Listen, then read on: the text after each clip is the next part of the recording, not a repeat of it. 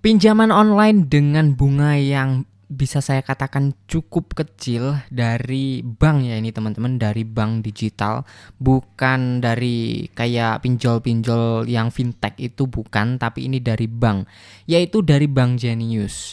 Nah, di sini saya akan ulas sedetail mungkin. Kebetulan saya sudah punya fiturnya, jadi nanti teman-teman juga bisa lihat ya. Dan nanti bisa lihat rinciannya, kita akan ulas mulai dari limitnya, bunganya, dan juga tenornya. Pokoknya sedetail mungkin lah, oke? Jadi pinjaman kali ini dari bank digital yaitu Bank Jenius. Bank Jenius itu dari BTPN kalau nggak salah, tapi sekarang ada logonya baru apa? Saya kurang paham teman-teman. Yang saya tahu itu dari BTPN dulu ya. Oke, langsung aja untuk mendapatkan fitur pinjaman ini syaratnya apa saja. Tentunya teman-teman tidak punya masalah di aplikasi manapun dan juga teman-teman harus daftar terlebih dahulu atau bikin rekening Bank Jenius. Nah, di situ kan sebenarnya M-Banking kayak M-Banking gitu ya. Tapi di dalam situ ada fitur pinjamannya. Oke, langsung aja tanpa banyak basa-basi kita masuk ke aplikasinya, detailnya seperti apa. Kebetulan di sini aplikasinya ada di handphone yang saya pakai ngerekam, jadi nanti langsung rekaman layar aja ya guys ya. Saya harap nggak ada masalah. Baik teman-teman, ini adalah halaman awal dari aplikasi Bank Jenius ya. Jadi kita bisa scroll ke bawah, lalu kita bukan scroll ke bawah, tapi di sini ada beberapa tab. Di sini kita bisa klik tab yang Wealth. Ini dia. Di sini sudah saya sediakan untuk apa ya, cicilan berikutnya guys ya. Jadi kita klik di bagian kredit. Kemudian di sini bisa dilihat ya bahwa limitnya itu punya saya pribadi 1.300.000. Tapi untuk akun lain saya pernah lihat itu banyak sekali, ada yang dapat puluhan juta ya. Pokoknya tinggi-tinggi. Di sini mungkin saya kurang apa ya, kurang rajin menyimpan uangnya di sini. Mungkin kayak gitu sih guys ya. Baik, terus untuk rinciannya di sini. Nah, ini dia. Flexi cash.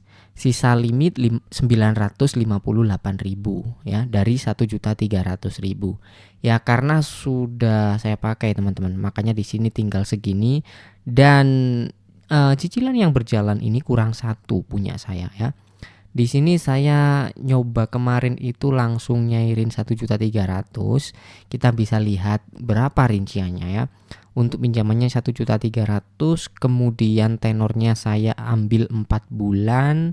Per bulannya itu Rp352.950. Oke. Lalu kita klik ini loan. Lalu kita bisa baca teman-teman ya. Di sini kita sebenarnya tinggal kalikan aja sih. Rp352.950 itu hasilnya berapa? Coba kita hitung. Hasilnya itu 1.411.000 ya. Sesuai dengan yang ada di situ tuh ya.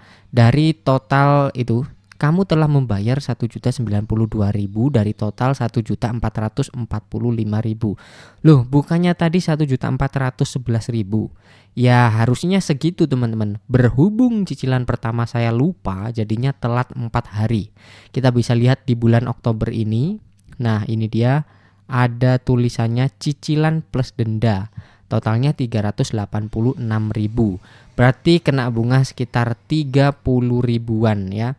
Sebenarnya seharusnya 352, tapi di sini jadi 386. Jadi kita kena 34.000 ya dendanya. Saya telat bayar itu 4 hari. Harusnya tanggal 16 sudah bayar, sudah menyediakan saldo, tapi saya lupa. Jadinya saya bayar tanggal 20 kena denda 34.000. Untuk bulan selanjutnya November ini nggak ada masalah, selalu saya isi saldo ya. Karena pembayarannya itu auto debit. Jadi nggak bisa kalian bayar, maksudnya itu bayar manual, nggak bisa. Kecuali kalau cicilan kedua ya teman-teman. Cicilan pertama itu nggak bisa bayar manual, auto debit ya teman-teman. Tapi kalau cicilan kedua kalian mau melunasi itu bisa. Mau melunasi sekaligus atau bayar satu itu bisa. Kemudian kalau udah masuk cicilan terakhir itu juga nggak bisa nggak bisa bayar cepet ya. Contoh di sini jatuh temponya sebenarnya kan besok ya. Sekarang saya rekaman video ini tanggal 15 ya. Ini bulan Januari mau saya bayar lebih awal ini nggak bisa ya. Harus menunggu jatuh tempo nanti supaya di auto debit. Ya sudah saya sediakan aja sih ya. Pokoknya kita sebelum tanggal jatuh tempo udah ngisi saldo supaya nanti ketika jatuh tempo itu otomatis kepotong, nggak telat gitu. Jadi intinya yang bisa bayar lebih cepat itu cicilan kedua dan sebelum terakhir. Kalau pertama dan terakhir itu nggak bisa, harus mengikuti jatuh tempo.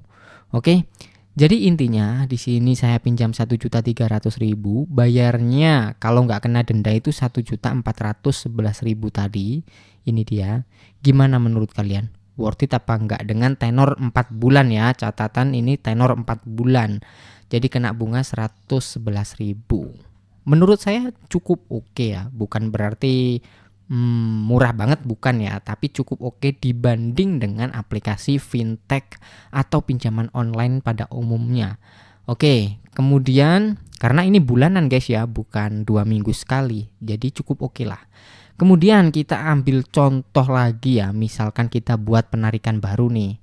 Sebelum pinjamannya lunas itu, kita bisa pinjam lagi guys ya, dengan limit yang masih ada, masih tersisa seperti ini. Yang masih tersisa 958.000 ya. Jadi kita ambil contoh misalkan 500.000, lalu kita klik lanjut. Nah, di sini teman-teman bisa lihat rinciannya. Kalau 4 bulan itu segini.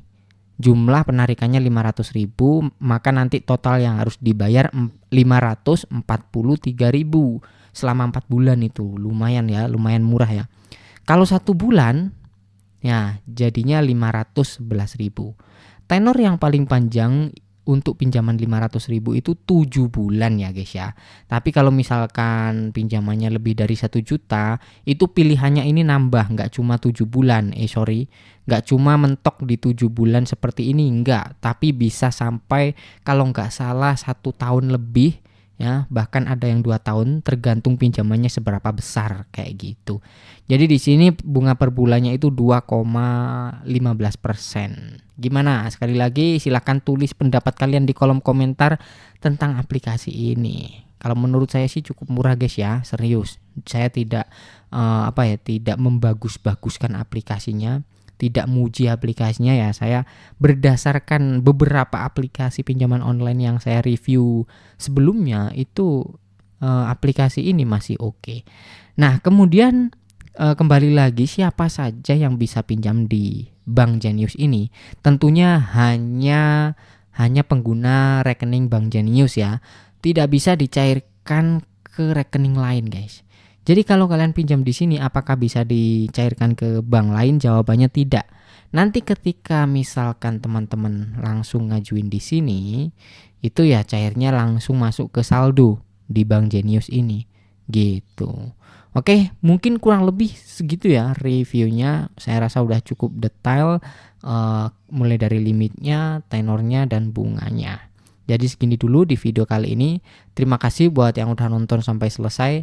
Jangan lupa tekan like-nya jika teman-teman suka. Sampai jumpa lagi di konten selanjutnya.